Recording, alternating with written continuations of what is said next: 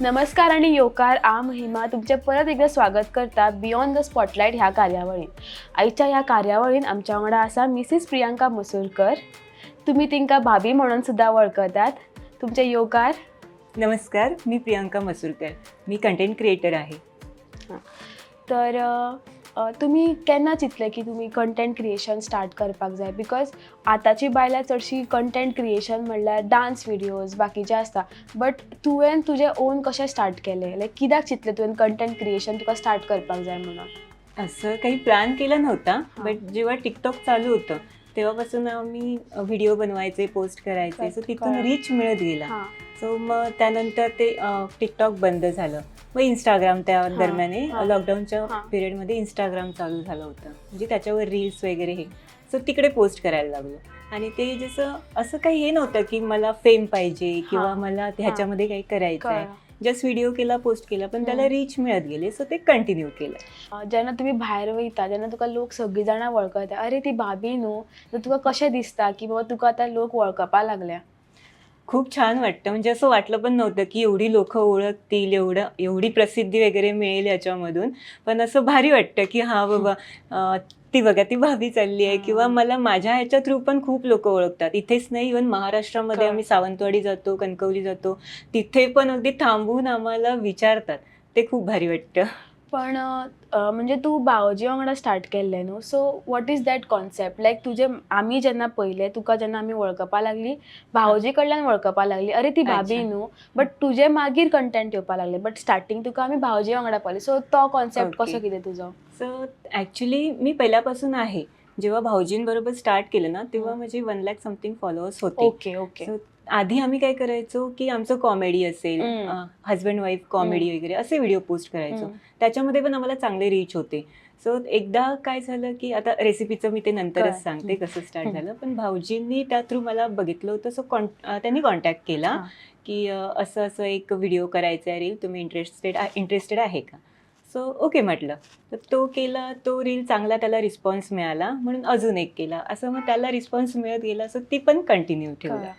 आणि आता being a girl or woman, content creation तुम्हाला खूप म्हणजे असं डिफिकल्टी झाले असणार ना? म्हणजे फॅमिलीजकडून, लाईक बाकीचे लोक क्रिटिसाइज करतात. सो तुम्ही ते कसं काय फेस केलात? आता सांगायचं म्हणजे पहिला मेन सपोर्ट आहे हजबंडकडून. त्यामुळे काही असं वाटत नाही. कमेंट्स येतात, त्या पण हँडल करणं कधी कधी मुश्किल होतं की बाबा असं का बोलतात लोक, आपलं काय चुकतंय. पण इग्नोर. आता पहिलं वाटायचं की असं बोलले, मग मी काय करू, कंटिन्यू करू की बंद करू वगैरे. पण आता ह्यांच्याकडून पण एवढा सपोर्ट मिळतो की नाही, इग्नोर कर, तू इग्नोर कर. त्यांना रिस्पॉन्स पण नाही करत आणि काही त्याच्यावर रिॲक्ट पण नाही होत. फॅमिलीचं रिॲक्शन काय होतं जेव्हा तुम्ही स्टार्ट केलं? स्टार्टिंगला थोडं निगेटिव्ह होतं, बट आता ते सगळं बघून, रिस्पॉन्स चांगला बघून वगैरे सगळ्यांना आवडायला लागले ते. आणि आता तुम्ही न्यू कंटेंट स्टार्ट केला, cooking videos. So what was the idea behind it? Like त्याच्यामागे पण काही आयडिया असं नव्हतं. जस्ट एक ट्रेंडिंग सॉन्ग होतं, तेव्हा मी एक विथ डान्स किंवा असं काहीतरी डिफरंट ट्राय करायचं म्हणून तो व्हिडिओ पोस्ट केला कुकिंगचा, आणि तो व्हायरल झाला. व्हायरल म्हणजे भरपूर 30-40 मिलियन्समध्ये वगैरे. सो त्यानंतर त्याच टाईपचा मी अजून एक केला, त्याला पण सेम रिस्पॉन्स मिळाला. सो ते पण कंटिन्यू केलं. आता जे ब्रँड्स आहेत ना, ते कसे तुम्हाला अप्रोच करतात आणि how does this paid promotion works with the influencer? Brands actually डायरेक्टच मला DM मध्ये हे त्यांचे मेसेजेस वगैरे असतात. आणि चांगले चांगले ब्रँड्स आत्ता म्हणजे ह्या माझ्या कुकिंगच्या सिरीज थ्रू मला चांगले ब्रँड्स अप्रोच करायला लागलेत. मग ते डायरेक्ट DM करतात. मग कॉन्टॅक्ट शेअर होतो. त्यानंतर मग ते त्यांचे काही प्रोडक्ट्स असतील ते पाठवतात किंवा जे काही असेल ते. आम्ही सध्या बार्टर करत नाही आम्ही पेड प्रमोशन, पण चांगल्या ब्रँड्स. इफ तुका तो ब्रँड करपाचो ना, म्हणजे तुज्या मनान ना त्या ब्रँडाचो प्रमोशन करपाचें ना, सो तू ताका कितें म्हणून सांगता की बाबा आपल्याक ना करपाचो तो ब्रँड ऑर वॉटेवर? अच्छा, अजून तशी वेळ तर आलेली नाही आहे. बट अगदीच जर असं सपोज ते गेमिंग वगैरे ॲप्स असतात, त्यांना आम्ही सरळ डायरेक्ट नाही म्हणून सांगतो. म्हणजे गेमिंग किंवा जे बेटिंगचे ॲप्स वगैरे आहेत ते आम्ही प्रमोट करत नाही. सो त्यांना apps kind of. Yes. So त्यांना डायरेक्ट नाही म्हणूनच सांगतो. बट आत्तापर्यंत जे ब्रँड्स आले ते चांगले ब्रँड्सच आहेत. सो कधी नाही म्हणायची वेळ आली नाही अजून. सो मला तुम्ही सांगितलं की तुम्ही काम पण करतात प्लस इन्फ्लुएन्सर पण आहात. So how do you manage the both the things because it's very difficult की एक फुल टाईम इन्फ्लुएन्सर आणि एक full time job is not easy to manage both of Actually. The things. So how do you manage? So ऑफिसचा timing माझा 9:30 to 6 आहे. हां. आम्हाला फक्त हे जे शूट वगैरे करतो तो संडे एक दिवस मिळतो. त्याच्यामध्ये भाऊजीचं पण मॅनेज करायचं असतं आणि आमचं पण जे काही कंटेंट आहे ते. मग आमचं जे कुकिंगचं होतं ते मग आम्ही आफ्टर ऑफिस करतो.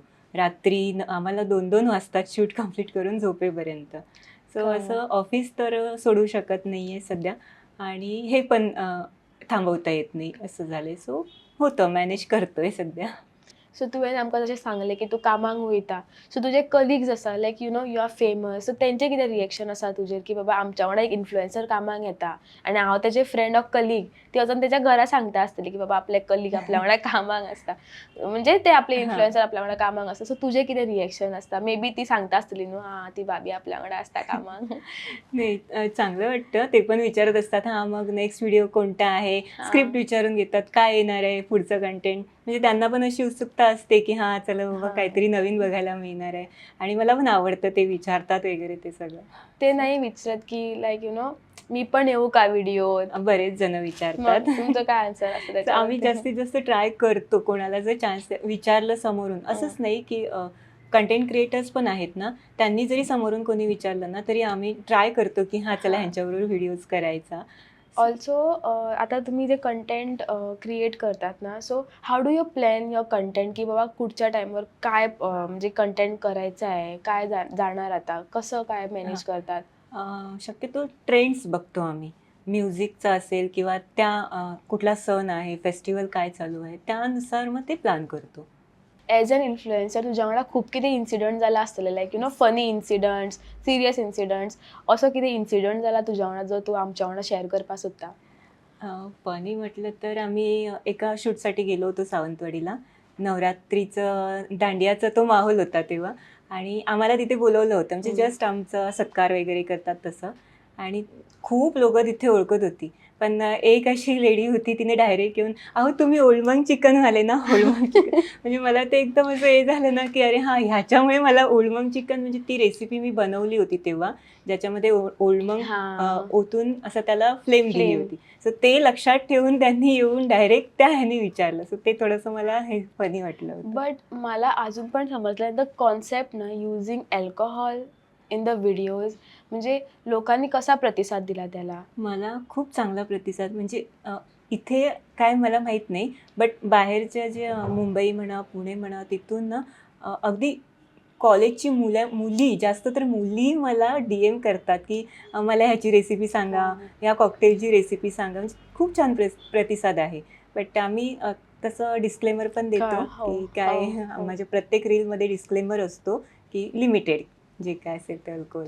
आता जे आम्ही चेडवां आसूं जावं बायलां आसूं सपोजिंगली तांकां कंटेंट क्रिएशन स्टार्ट करपाक जाय. आमी अशी ना की बाबा आमकां कॉन्फिडन्स आसना की बाबा हां चल फोन घेवया, रिकॉर्ड करया, व्हिडिओ घालया म्हणून. बिकॉज वी आर स्कॅर्ड की आमकां कोण जज करीत काय, आमकां कोणी रॉंग इंटेन्शनान घेत काय. जाल्यार तांकां तूं कितें सांगपाक सोदता? लायक तूं तांकां कशें मोटिवेट करूंक सोदता? कंटेंट क्रिएशन खूप पॉवरफुल आहे. तुमच्याकडे जी काही कला आहे ना, तुम्हाला दाखवायला चान्स मिळतो. मग तुम्ही ती दाखवायचा तो चान्स घ्या. कारण मला पण असं हे नव्हतं, कॉन्फिडन्स नव्हता, की मी हे करू शकेन. बट मला थोडा सपोर्ट पण मिळाला घरातून चांगला आणि मी ते करत गेले आणि त्यातून मला ते फेम पण मिळालं, पैसा पण मिळतो. सो तुम्ही थांबू नका, तुम्ही करा. भरपूर तुम्हाला ट्रोल करणार, मागे खेचणारी लोकं आहेत, पण थांबायचं नाही. जेन्ना तूं व्हिडिओज घालता पळय सगळ्यांकूच आवडटा अशें ना. थोडे बरे कमेंट्स घालतात, थोडे वायट कमेंट्स मारतात. सो बरोबर. तूं ते कशें हँडल करता? बिकॉज आमच्या खातीर इट्स नॉट इझी की कोणीन तुका कितें वायट म्हटल्यार सोमतें मनाक लागता. बट तुज्या खातीर तूं बींग अ इन्फ्लुएन्सर सगळ्या लोकांक कळटा की तुका कितें नेगेटीव कमेंट्स येता. सो तूं ते कशें हँडल करता? बरोबर. प्रत्येकाच्या बघण्याचा दृष्टिकोन असतो. कोणाला आवडतं, कोणाला नाही आवडत. सो ते त्यांना त्यांना अधिकार आहे, की त्यांनी ती येऊन कमेंट करायची. कारण आपण आपलं अकाउंट हे पब्लिक आहे. सो त्यांना तो अधिकार असतो. आपलं काम काय इग्नोर करणं बस. सो ते मी इग्नोर करते बॅड कमेंट्स वगैरे. प्रियांका तूं एक influencer plus full time job करता. सो तूं कितें प्रिफर करता? एक इन्फ्लुएन्सर जावन जगप or like you know full time job करप? आत्ता एवढं पुढे पोचलोय की इन्फ्लुएन्सर व्हायलाच आवडेल फुल टाईम, कारण त्याच्यामधून चांगलं अर्निंग पण आहे, फेम पण आहे आणि मला नेक्स्ट पुढच्या काही याच्यामध्ये मास्टरशेफ इंडियाच्या स्टेजवर ओ बघायचं. Nice. Thank you so much Priyanka, तू तुजो टायम काढून हांगासर येयलो. टायम कसो गेलो तो कळकूच ना. एक खूब इंट्रस्टींग फनी पॉडकास्ट जालो अशें म्हणूं येता आनी तूं आमकां अशेंच एंटरटेन करीत राव, तुजो न्यू न्यू Yes. कंटेंट हाडीत राव. देव बरें करूं. थँक्यू.